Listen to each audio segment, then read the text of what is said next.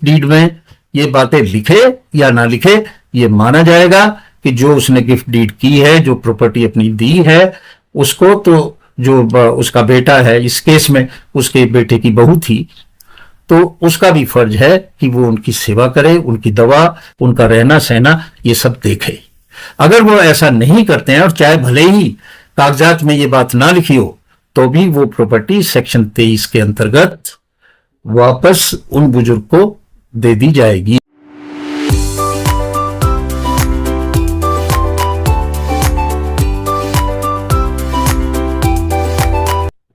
दोस्तों नमस्कार, आज फिर एक अच्छे मसले को लेके आपके सामने मैं आया हूं।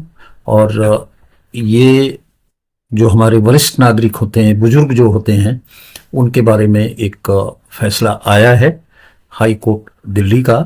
तो मैंने सोचा कि इसको बताना बहुत आवश्यक है और मैं बता रहा हूँ। और ये मामला है जिसमें टाइटल है श्रीमती वरिंदर कौर जो एपेलेंट है वर्सेस श्रीमती दलजीत कौर जो रेस्पोंडेंट है।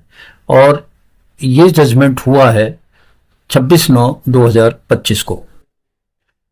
इसका नंबर है CM अपील 58201 से लेके 203 तक /2025। और ये फैसला दिया है न्यायमूर्ति देवेंद्र कुमार उपाध्याय जो चीफ जस्टिस हैं और जस्टिस तुषार राव गदेला की डिवीजन बेंच ने।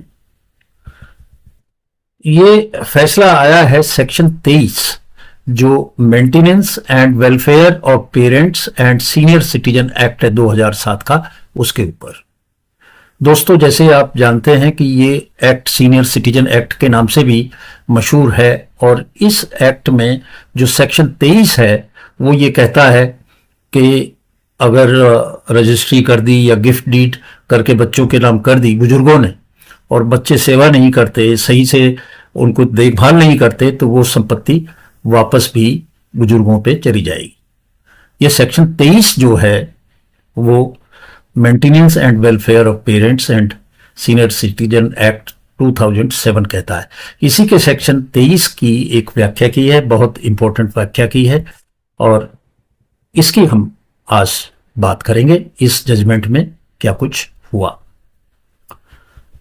इसमें जो है 88 साला बुजुर्ग हैं सास, मदर इन लॉ, और उन्होंने संपत्ति की थी, गिफ्ट डीड की थी अपनी संपत्ति की अपनी बहू के नाम।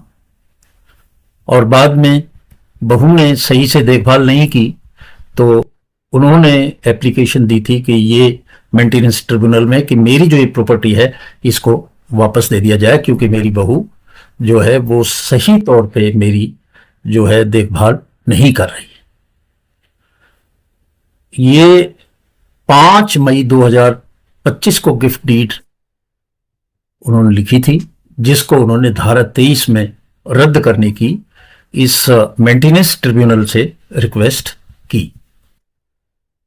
तो इन्होंने एप्लीकेशन मेंटेनेंस ट्रिब्यूनल में दी। आप सबको पता है कि इस केस के जो इस एक्ट के जो प्रोविजंस है उन्हें लागू करने के लिए एक मेंटेनेंस ट्रिब्यूनल है जिसमें कोई भी बुजुर्ग सीधा जाके एप्लीकेशन दे सकता है। तो इसमें श्रीमती दलजीत कौर ने दिसंबर 20, 2019 को जो एप्लीकेशन उन्होंने दी थी, उनकी वो एप्लीकेशन रिजेक्ट कर दी। मेंटेनेंस ट्रिब्यूनल ने सास की जो एप्लीकेशन थी कि मेरी संपत्ति वापस दी जाए, वो रिजेक्ट कर दी। इसमें जो ग्राउंड उन्होंने दिया, उन्होंने कहा कि जब आपने गिफ्ट डीड की थी तो ये जो गिफ्ट डीड थी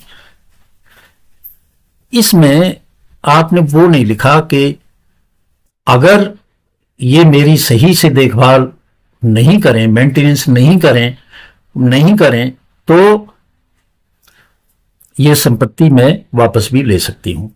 ये बात खोल के उस गिफ्ट डीड में जो सास थी दलजीत कौर ने, उसने अपनी बहू वरिंदर कौर के लिए जो गिफ्ट की थी उसमें ऐसा नहीं लिखा। इसलिए जो इनकी एप्लीकेशन थी कि सेक्शन 23 में उनकी संपत्ति वापस दे दे, तो इसको जो मेंटेनेंस ट्रिब्यूनल था उसने शुरू में रिजेक्ट कर दिया। उसके बाद रिजेक्ट होने के बाद जो सास थी दलजीत कौर, वो अपनी इस अपील के लिए उन्होंने अपील की डिस्ट्रिक्ट मजिस्ट्रेट को, और डिस्ट्रिक्ट मजिस्ट्रेट ने जुलाई 26, 2023 को कहा कि जो मेंटेनेंस का जो ट्रिब्यूनल है उसकी जो निर्णय है उसको हम एक तरफा रखते हैं और इनकी बात को मानते हैं। और उन्होंने आदेश सब रजिस्ट्रार को किए कि जो इनकी गिफ्ट डीड है, जो उपहार स्वरूप जो दी थी, उसको कैंसिल कर दिया जाए और इनकी जो प्रॉपर्टी है वापस उनको दे दी जाए। ऐसा डीएम ने कहा, जो हायर अपील अथॉरिटी है मेंटेनेंस ट्रिब्यूनल की। जब यह आदेश आया तो जो बहू थी श्रीमती वरिंदर कौर, उसने दिल्ली हाई कोर्ट के समक्ष एक रिट याचिका के थ्रू इस बात को, इस निर्णय को चुनौती दी कि इसमें वो कंडीशन नहीं है कि अगर देखभाल ना करें तो ये वापस आ जाए, इसलिए जो निर्णय था डीएम का वो गलत है। इस पर हाई कोर्ट के सिंगल जज की जो पीठ थी उसने 14 सितंबर 2025 को जो उसकी रिक्वेस्ट थी, उसकी जो अपील थी, उसको डिसमिस कर दिया और कहा कि जो डीएम का आदेश था वो ठीक है, ये जो गिफ्ट डीड है ये कैंसिल कर दी उन्होंने, ये ठीक है, उनका ग्राउंड सही है। इसके बाद जब सिंगल जज ने भी डिसमिस कर दिया उसकी ये अपील, तो फिर ये डबल बेंच में आई और डबल बेंच में कहा कि साहब ये गलत निर्णय है सिंगल जज की बेंच का, आप इसको देखें, आप इसको वापस जो है फिर से जो है जो कैंसिलेशन किया है गिफ्ट डीड का, उस ऑर्डर को खत्म कर दें। ऐसा उसने इसमें अपील की और आज हम इसी ऑर्डर की बात कर रहे हैं, इसी जजमेंट की बात कर रहे हैं जो डबल बेंच का है, इसकी हम बात कर रहे हैं। तो इसमें जो सवाल फ्रेम किया गया, सवाल ये था, हाई कोर्ट का जो मुद्दा जो किया कि भाई अगर गिफ्ट डीड में या और इस तरह के जो भी कागजात हैं जिनके थ्रू जो बुजुर्ग हैं वो अपने नीचे के जो बच्चे हैं उनको ट्रांसफर करते हैं प्रॉपर्टी, अगर उसमें खुल के ना लिखा हो, उसमें ना लिखा हो कि भाई अगर आप सेवा नहीं करेंगे तो इसको वापस ले लेंगे, तो क्या ऐसे हालात में उसको जो है माना जाए कि उसका आदेश जो है कैंसिल करने का ठीक है या नहीं? इसमें स्पष्ट है कि कंडीशन लिखनी जरूरी है तो ही वापस मिलेगी प्रॉपर्टी, और अगर कंडीशन नहीं लिखी है तो नहीं मिलेगी। इस क्वेश्चन को हाई कोर्ट ने डिसाइड किया। उन्होंने ये भी कहा, जो इसमें रेस्पोंडेंट हैं, कि सब जैसे ही मेरी ये प्रॉपर्टी मैंने अपनी बहू के नाम की, इसने मेरी तुरंत जो है उसके बाद देखभाल सब छोड़ दी। मुझे हाई ब्लड प्रेशर है, मेरी 88 साल की उम्र है, मुझे हार्ट है, मुझे डायबिटीज, हार्ट का रोग है, डायबिटीज है, और ना दवा देने में ये दी, ना मेरी केयर कर रही है, और यहां तक है कि उसने थ्रेट भी किया बहू ने कि मैं तुझे बंधक कर दूंगी, और उसके गहने, नकदी और दस्तावेज भी इस दौरान चोरी हो गए, और वो बहुत लाचार है।